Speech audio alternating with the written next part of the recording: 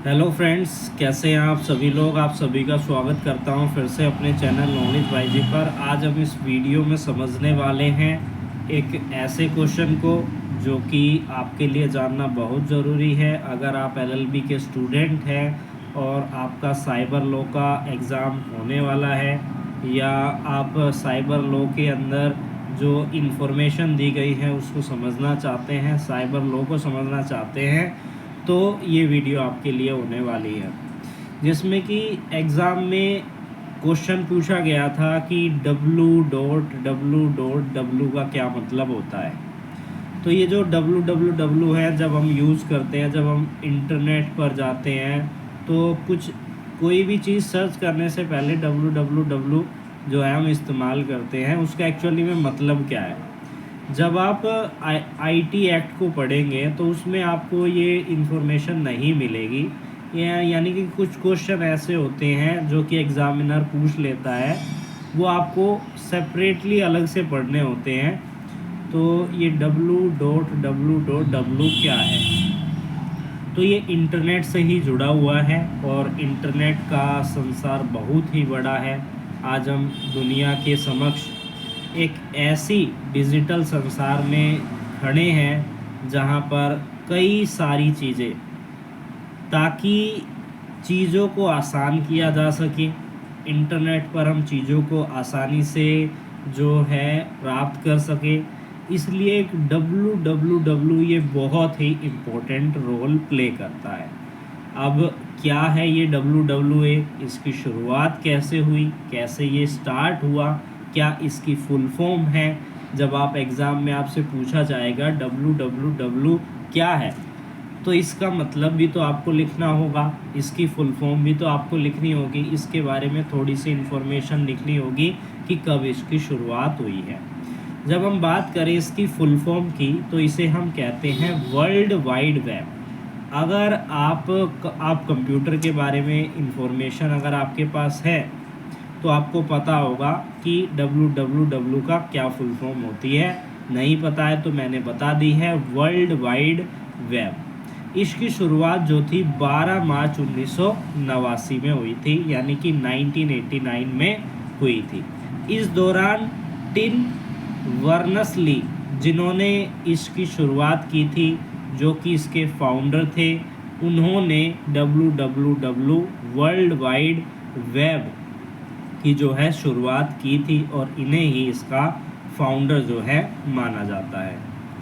यह बात साल 1984 की है। थोड़ा सा बैकग्राउंड समझ लेते हैं कि जब टिम वर्नर्स-ली ने एक फेलो यानी अपने साथी के साथ काम कर रहे थे, इस दौरान लैब में कई सारे कंप्यूटर थे और इन कंप्यूटर में कई अलग अलग फॉर्मेट में डाटा को स्टोर किया जा रहा था।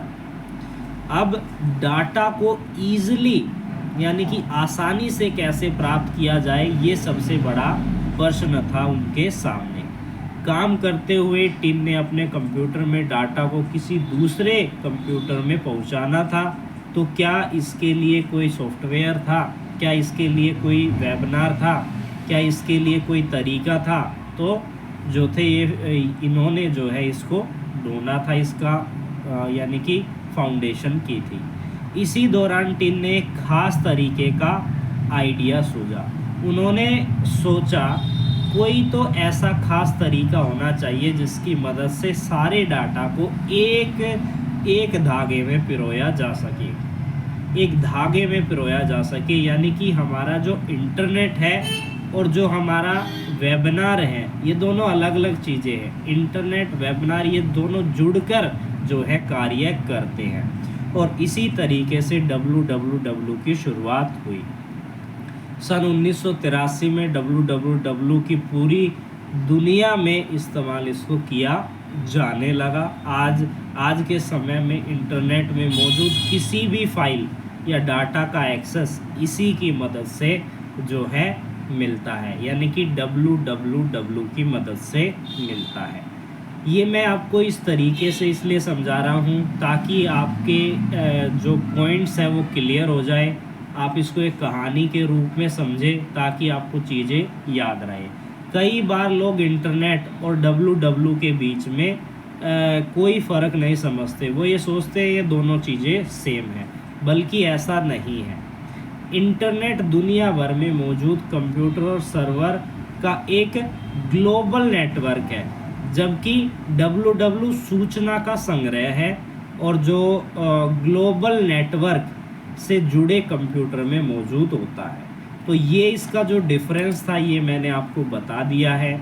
जैसे कि अगर आप थोड़ा डीपली इसको समझें तो HTML यानी कि ये आपने वर्ड देखे होंगे, HTTP, ये जो है जब भी आप ऑनलाइन सर्च करते हैं तो आपकी, अगर आपने अभी भी आप सिस्टम पर बैठे हुए हैं, आपने कोई किसी भी चीज़ को सर्च किया होगा तो वहाँ पर इस तरीके से लिखा जाता है HTTP डॉट, फिर 2 स्लैश आते हैं, फिर www.google.com।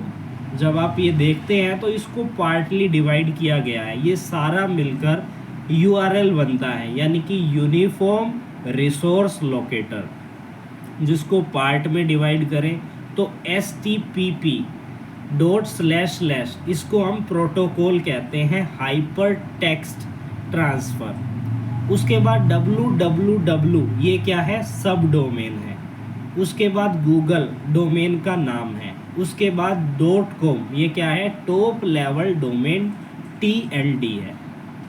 तो आई होप मेरी ये वीडियो आपको बता पाई होगी कि www क्या है। अगर आप इतनी इन्फॉर्मेशन मेंशन कर देते हैं तो आपको ज़रूर अंक मिलेंगे। फिर मिलेंगे एक न्यू इन्फॉर्मेटिव वीडियो के साथ।